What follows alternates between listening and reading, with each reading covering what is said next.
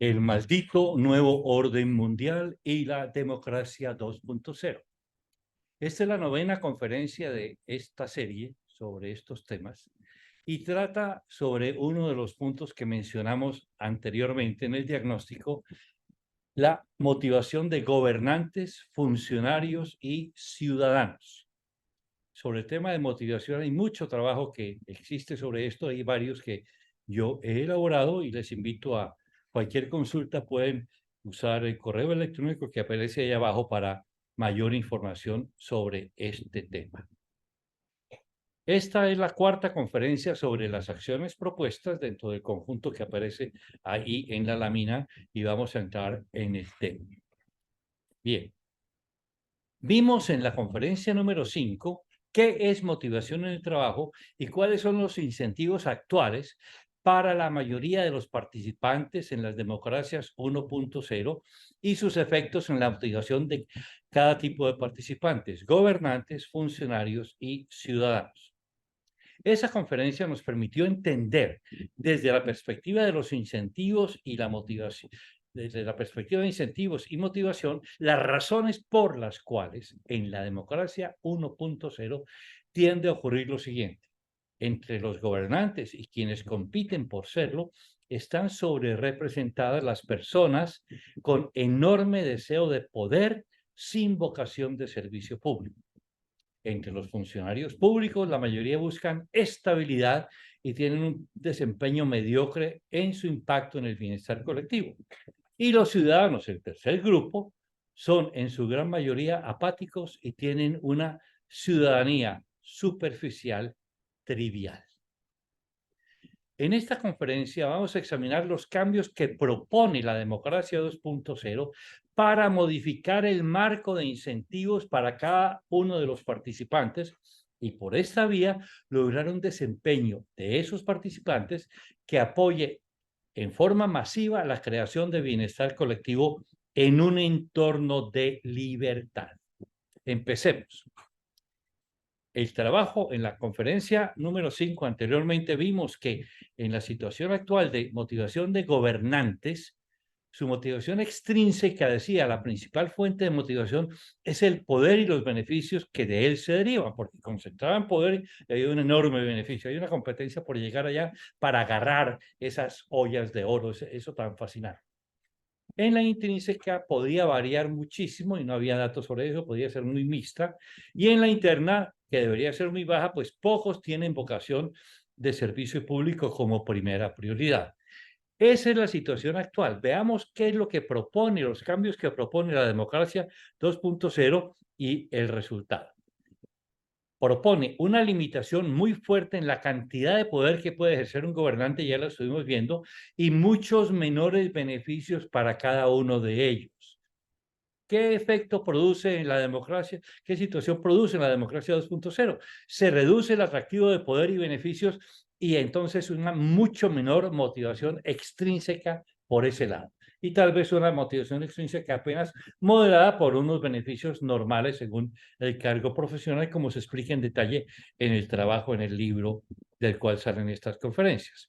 Luego, en la intrínseca, que no hay nada, es una mezcla, tenemos aquí, se van a establecer requisitos de idoneidad que van a incrementar la posibilidad de un calce entre las tareas y los talentos de los gobernantes. Entonces, esos requisitos de idoneidad se van a tratar de lograr un mejor calce de tareas y talentos para asegurarnos que tenemos un mejor desempeño del lado de la idoneidad de los participantes, de los gobernantes. Y finalmente, motivación interna, como vamos a reducir el poder y aumentar los requisitos de idoneidad y de rendición de cuentas, se aumentan los factores que podrían propiciar la identificación hacia la creación de bienestar colectivo.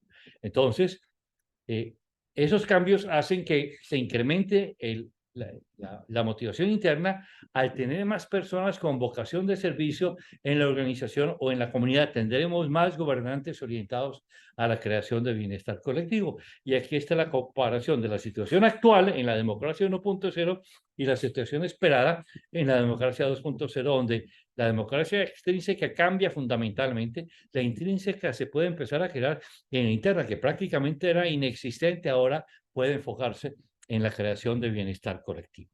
Eso sobre los gobernantes. Veamos los funcionarios.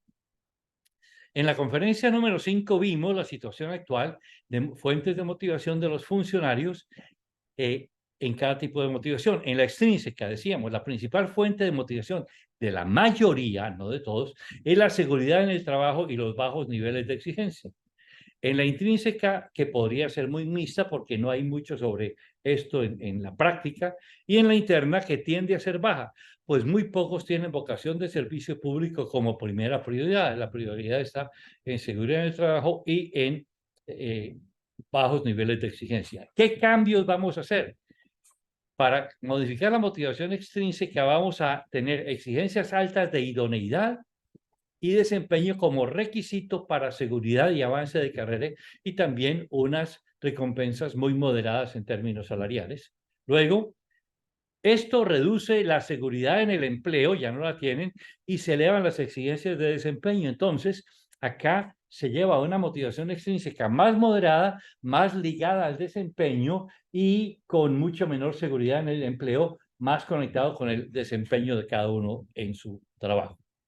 En la intrínseca se establecen requisitos de idoneidad, claramente, que dan muchas mayores posibilidades de calce entre las tareas y los talentos al lograr un mayor calce. Y con esto, esos requisitos de idoneidad y esas exigencias van a presionar a que se logre cada vez un mejor calce entre talentos y tareas, con lo cual se incrementa la motivación intrínseca. Y finalmente, la motivación interna, los cambios son que hay más requisitos de idoneidad y desempeño que aumentan el peso relativo en la vocación hacia el servicio público. Logramos que se incrementen los funcionarios con vocación de servicio en la organización y la comunidad. Obviamente esto va ocurriendo con el tiempo, no es algo instantáneo, pero aquí tenemos la gran comparación de los dos. Finalmente, ¿qué pasa con los ciudadanos? Vimos en la conferencia número 5 que en la situación actual, en cuanto a motivación extrínseca, la principal fuente de motivación sería influir en las decisiones, pero no tienen posibilidad de hacerlo. La intrínseca, decíamos, como no hay oportunidades de participar, no hay tareas para crear ese calce. Y la interna, muy baja, pues la mayoría están frustrados porque no ven posibilidades de influir y de participar genuinamente. ¿Qué cambios hacemos? Creamos una gran cantidad, y se está hablando de eso y lo vamos a avanzar más en detalle, posibilidades reales de participar de manera voluntaria para influir en asuntos en que la persona tiene capacidades e interés para hacerlo, y esto crea entonces en la democracia 2 esas oportunidades de participar e influir van a elevar la motivación extrínseca orientada a incidir en los asuntos en que la persona está calificada. En la intrínseca, cada ciudadano puede elegir en participar y va a participar probablemente en asuntos en los cuales esté calificado y tenga talentos para hacerlo, con lo cual al ciudadano seleccionar los asuntos en que está calificado, probemos un alto grado de calce, de ajuste entre las tareas y los talentos y con ello una mayor motivación intrínseca. Y en cuanto a la motivación interna, como va a haber muchas más oportunidades para participar e influir, esto aumenta la posibilidad de ejercer y de tener una vocación de servicio público. Entonces, va a ser muy alta puede ser muy alta la motivación interna a medida que las actividades en que participa están creando bienestar colectivo. Y aquí está la otra gran comparación. Bien, entonces,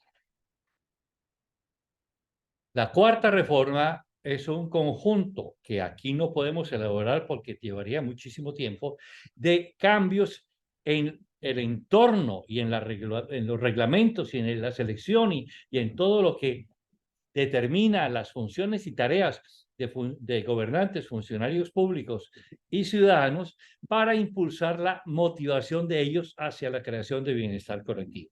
Entonces, con esto estamos incidiendo en los sistemas de incentivos perversos que habíamos identificado anteriormente. Entonces, las reformas que estamos proponiendo están incidiendo sobre los factores que están afectando y están haciendo un grave daño a la democracia 1.0.